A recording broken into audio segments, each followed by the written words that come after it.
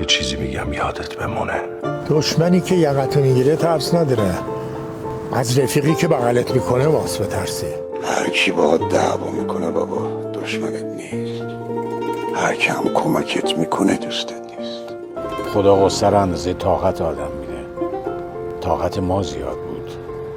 میگن اگه بخوای در حقی کسی نفرین کنی دعا کن که خدایا پولشو زیاد کنه یا زورشو. بزرگی به پول و مکنت نیست، به ذات بزرگ آدمه. هیچ کس قد خود آدم دلش برای خودش نسوده. میگه که کسی که زیر رو میکشه جیبش پر میشه دورش خالی. الان اوضاع احوال اینجوری شده که هر چی آدم نامردتر، کلاهبردارتر، بی‌وجدان‌تر بهش میاد زرنگ. میدونی ایراد بعضی از آدما چیه؟ اینی که فکر میکنن خیلی زرنگن، کسی متوجه زرنگیشون نمیشه. میدونی